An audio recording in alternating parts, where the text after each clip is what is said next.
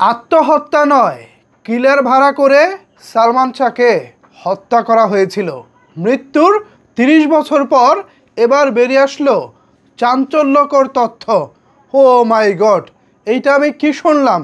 এতদিন তো শুনছিলাম সালমান শাহ আত্মহত্যা করেছিলেন, আজকে জানলাম সালমান শাহকে কিলার ভাড়া করে তার আপন শাশুড়ি হত্যা করেছেন। ঠিক এমনটাই জানাচ্ছে মাই টিভি, বাংলাদেশের অন্যতম টেলিভিশন চ্যানেল মাই টিভি কিছুক্ষণ আগে একটি নিউজ করেছে। এই নিউজ কার্ডে তারা লিখেছে সালমানকে শেষ করতে কিলার ভাড়া করেন শাশুড়ি, আসামি রেজবির জবানবন্দি। তার মানে এতদিন আমরা যারা সালমান ভক্ত আছি, সালমান ফ্যান ফলোয়ার আছি, আমরা যে দাবি করেছিলাম সালমান শাহ আত্মহত্যা করতে পারেন না, তাকে হত্যা করা হয়েছিল, আজকে সেই দাবিটা সত্যি প্রমাণ হলো। মৃত্যুর ৩০ বছর পরে এসে রহস্যের জট খুলতেছে। আমাদের স্বপ্নের নায়ক, অমর নায়ক সালমান শাহ, আমরা ভেবেছিলাম নিজে নিজে হয়তোবা ডিপ্রেশনে থেকে আত্মহত্যা করেছিলেন তিনি।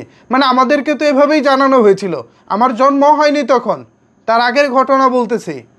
আমাদেরকে বিভিন্ন খবর, পত্র পত্রিকা নানাভাবে বিষয়টা আমাদেরকে এভাবেই বুঝিয়েছে সালমান শাহকে কেউ মারেনি, তিনি নিজে আত্মহত্যা করেছেন। অথচ বিগত ৩০টা বছর বিচারহীনতায় সালমান পরিবার কেঁদেছেন, ভক্তরা কেঁদেছেন, বিচার পাননি। আজকে সালমান শাহর মৃত্যুর ৩০ বছর পরে এসে অন্তর্বর্তীকালীন সরকারের সময় সেই মামলাটি নতুন করে যখন আদালত আমলে নিয়েছেন এবং তদন্ত করার নির্দেশ এসেছে, ঠিক তখনই বেরিয়ে এসেছে চাঞ্চল্যকর এই তথ্যটি। সালমানের শাশুড়ি অর্থাৎ সামিরার মা, মানে সালমানের স্ত্রী সামিরার মা কিলার ভাড়া করেছিলেন। আরে ভাই, এমন একটা মানুষ দেখলেও তো ভাই মানুষটার প্রতি মায়া লাগে। আপনার যদি মেয়ের জামাই হিসেবে তাকে ভালো না লাগে ভাই, মেয়েকে নিয়ে যান, ডিভোর্স করে দেন, সেপারেট করে দেন। এই মানুষটাকে মারতে হলো কেন? খুব বেশি প্রয়োজন ছিল কি?